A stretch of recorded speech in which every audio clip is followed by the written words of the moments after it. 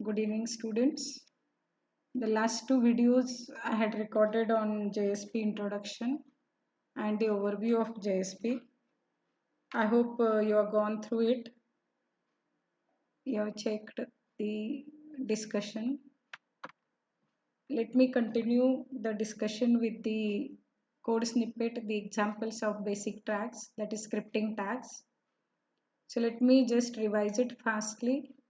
The second video, that is overview of JSP. So we defined what is JSP. As we say, it is a combination of HTML and JSP tags. As you know, our JSP tags start with angle bracket percent and end with percent and angle bracket. And our dynamic code goes with JSP tags, whereas our static code goes with HTML tags. The other points we discussed about the compared between the servlets and the JSP pages. We define servlets as the Java code with HTML inside. So HTML is within the Java in case of servlets, whereas in JSP, the Java code is within the HTML. So it is exactly reverse. So as we know, it gets converted into servlets and servlet only gets executed. Then we discussed about the need for JSP. I will not discuss it again. We know the points, why there was a need, the points, why there was a need for JSP. On the parallelly, we discussed the benefits of JSP. These benefits over only the servlets alone. So JSP has many advantages or benefits over the other web technologies also, such as PHP, ASP, and even with the .NET. So you can find out in many textbooks the difference of rather than difference, I would like to say the advantages of JSP over other web technologies. So these all have discussed in detail. We have already seen. Then we come up with the types of JSP scripting tags. So the same point I am going to elaborate today with the examples, with the code snippets. So what are the different types of basic tags? The JSP basic tags, or we call them as a JSP scripting tags, and elements is the another alternative word used for tags. So the first is expression tag, second is scriptlet tag, and third is declaration tag. We also discussed in the last class where this code gets placed when we use these tags. As we know, the life cycle of JSP is same as servlets. So it is JSP init, JSP service, and JSP destroy. So each tag, the code in the tag get placed into the appropriate method. So all this also we have discussed in the last class. So let me start with the code snippets. So let us refresh fastly the predefined variables, the request to handle the request, to get the request information, request parameters, the HTTP headers from the client. As we know, implicit data and explicit data. So I am getting the implicit data, that is client data, and explicit data I am getting is HTTP information. Similarly, response, you need to observe is these classes. So whenever I am saying object, that object is naturally belongs to a particular class, or it is an object of a class. So I get all the methods provided in this class. I can access it using these implicit objects. I am free from creating the objects and then using them. So implicit meaning is they are available to me, and at any place I can use it in the JSP pages. So the third is out, which is used to send the output. Next is session.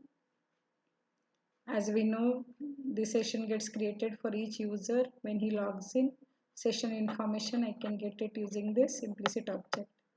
The application, which is of object of servlet context, and I can get all the data associated with a page using this object.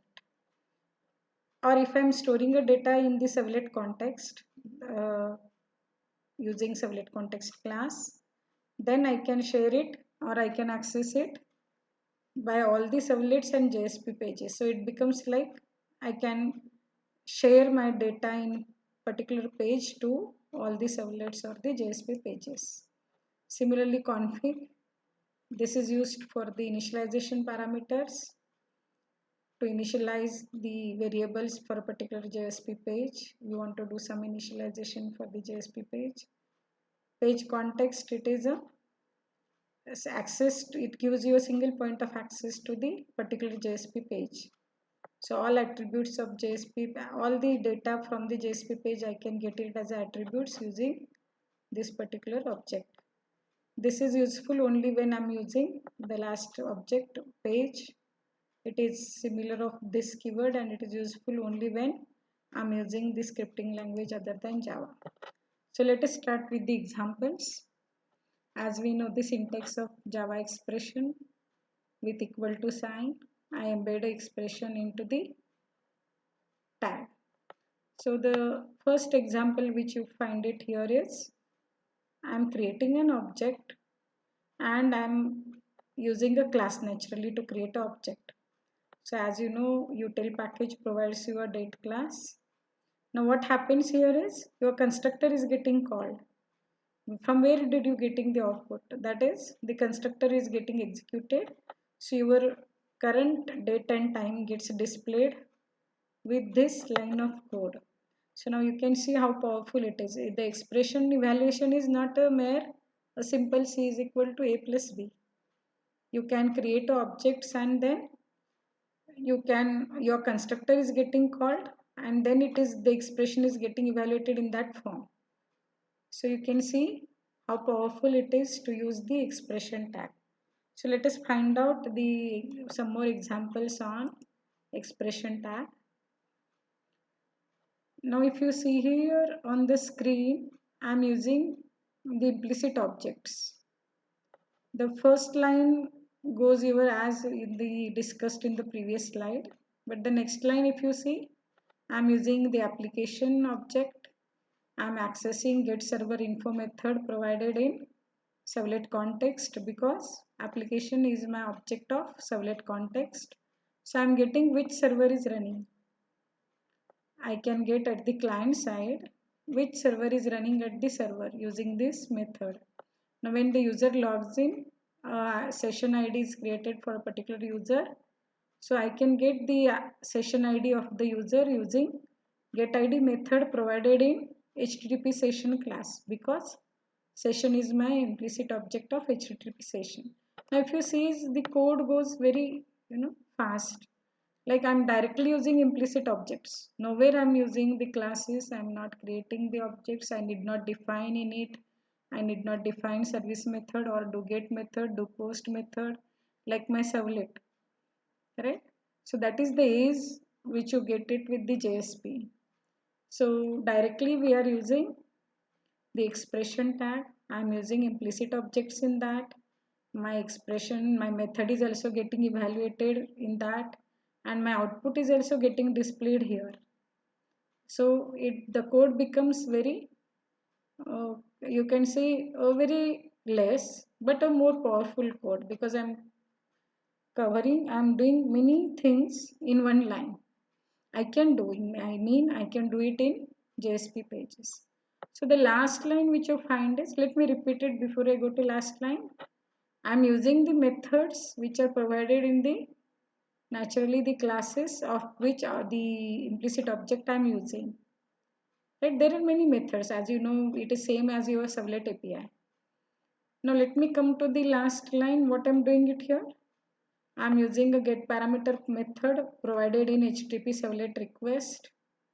I'm reading a client form parameter. I say client data or the request data or it is a parameter. So you know get parameter is the method provided to read the client form data. So I'm using a request implicit object. I'm reading the parameters and then I'm even displaying it at this place using expression tag. So I don't need any intermediate local variable also. Otherwise I need it in servlet like I say int the int t1 is equal to, then I say request dot get parameter, and before I use request I have created that already in Drupal as a parameter, as the method, the parameter. So I have to do many things, but here it is how, in case of servlet, but here it is how I can start directly using the request object. I'm calling the method, I'm reading the parameter, I'm displaying it using expression tag. So all is happening in this one line. So I hope you got the usage of expression tag using the implicit objects. With that only I had covered first the implicit objects. So I hope it is clear. So let us find out another example, another powerful example for the expression tag. We are still discussing the first expression tag out of our three scripting tags, the basic tags of JSP. So here if you find it, the first example what I'm doing, I'm using math.random. Random is my method which is provided in my class math. So directly I'm calling a random method. I'm putting a call to the random method, right? My class is math, and as you know, how I'm able to call it with a class, because it is a static method. As you know, the static method do not require an object. So I can call these methods directly with the class name. Now if I'm reading the parameters from the client, this is another example to read the three request parameters from the client page at the server. So I'm saying the first parameter, that is request.get parameters, param1, similarly request.get parameter param2. So I'm reading the parameters as well as I'm displaying it, because I'm putting it in the expression tag. So like this I'm reading all the three parameters and I'm displaying it at the same time using expression tag.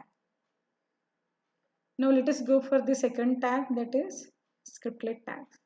Now this tags allows you to put the Java code and that gets placed into the JSP service, because that may not be a part of JSP init, or that may not be outside the page, outside the method I mean, or it cannot be in JSP destroy. So naturally this is your main core logic, business logic, which goes in scriptlet tag. So the syntax, as you know, I have equal to in expression tag, but whereas in scriptlets tag I do not have anything. I have any special, any special character, angle bracket percent, then you embed your Java code and then you have percent angle bracket. Let us find out now example. How do I use this scriptlet tag? So what I'm doing at the first line, again I'm using implicit object. I'm using another method, that is get query string. Now you know what is query string. When the HTTP request it's being sent from the client to the server, it is in the form of query string which is displayed on the browser. So I'm getting the query string which is on the sent by the browser at the server, because my JSP page is at the server, right? So how I'm doing, request.get query string, I'm getting that into a local variable, and then I'm saying out, I'm using another implicit object, out.println. Out is a variable of JSP writer class. So .println, I'm printing this particular local variable. Now I'm putting this both into the scriptlet stack, because I'm doing some kind of processing. Like I'm not initializing, because I'm not using declaration tag, or I'm not I can do this in expression tag directly. How? I can say the angle bracket percent equal to request dot get query string. So that will be printed at that place, right? But if I want that into a local variable and I can use it again, I need to process it, then I will use it in this form. So I will assign it to a local variable and then I will print it, or once the value gets into local variable, I can access it down. So this is how you write the scriptlets Let me put it again. I am using two implicit objects here. One is request, other one is out. I hope you observed the methods provided in those associated classes. Let us find out the another example for the script list tag. Now if you see here the first line, I am setting the response content type, the type of the response which the server is sending to the client. So I am using the response implicit object. I am using set content type method provided in HTTP servlet response, and I am saying the server is going to send, it's sending the response in the form of Word file. So my type is application/ms Word. So this is one line where I'm using the first line of JSP, where I'm using the scriptlet tag. Similarly down also I'm using. If you find it, I'm using it in the head part, in the head part of our HTML, even that is possible, or I can use it in the body part. So here I've ended the head part, so actually my body part should start here, or I should take this head part and I should put it here. So let us find out what is the code. I'm saying I'm getting the client parameter, form parameter. So client is giving a input for background color from the HTML. So I'm reading that parameter. I hope this line is clear. I'm using request implicit object. I'm saying get parameter and then I'm assigning to local variable. Then I'm processing it. If nothing was provided, if there was a space, then by default I want to put the background color white. Otherwise, the user which he has provided, my background color is going to be a particular value. So now while putting that value, see here I am using an expression tag. So I can actually provide a value using the expression tag here. Right? So body background color is equal to, and then I'm saying in value I have put the expression tag, and then I say evaluate the value of this variable, whatever is the value, that is might be null or that might be a user provided value, and then I'm using it. So I hope you have got the usage of expression tag in the value. So this is another example for scriptlet tag, sorry. Now let us find out how we use the scriptlets for making the JSP page conditional. In the first video I have also discussed this, but let me put it with using scriptlets tag. Now what I do here is I am combining the HTML tags and JSP tags. So my if statement, where my condition is what? If the random value generated is less than 0.5, then I am printing have a nice day. If my random value is getting generated greater than 0.5, then I am saying have a lousy day. So while printing output, I am using static output, I am using HTML tag, and my dynamic code is with JSP tags. So I can embed in the sense I can use them like this. As I said, I cannot embed one tag into other one. Like if I am using expression tag, I cannot use the scriptlet tag. Or if I am using one JSP tag, then I cannot use the HTML tag. So let us find out here. If I am saying math.random, which I have discussed, if it is less than 0.5, my if gets over here, right? Start of if. My HTML tag starts here. So I am ending scriptlet tag. Then I start my HTML tags. I use another HTML tag. I end a header. Then I should have a else part. This was start of if, end of if. In that I wanted to print this static. So my start of if is here, which I ended here. My again end of if is starting else. Now this is Java code. This cannot be in HTML code. So I have to use scriptlet tag. And again output is with HTML tag. So wherever my Java code is there, I need my scriptlet tag. But in between I can use the HTML tags. That is what we are discussing it as a how I can use the scriptlets to make the parts of JSP page conditional. So I hope it is clear. The start of if is within the scripting tag, whereas again I start a scripting tag and put end of if. My else keyword is part of if, so I put it in scriptlet tag. Start of else is again part of Java, so I put it in scriptlet tag, and then I end it. You observe the last end of else, that is here again with this scriptlet tag, and then I end my HTML tags. So this is how we make the parts of JSP page conditional. I have a HTML, but parts of that I am making a JSP. So how I can use scriptlets for that? Now if I convert this same, I have an alternative how I can do it. I am not making a page, the JSP page conditional.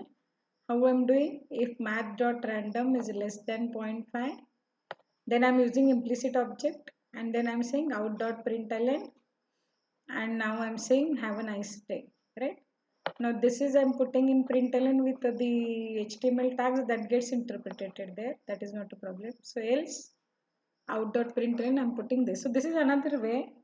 If I am not making JSP conditional, but I am using out.println, out implicit object, and then I am using println to send the output.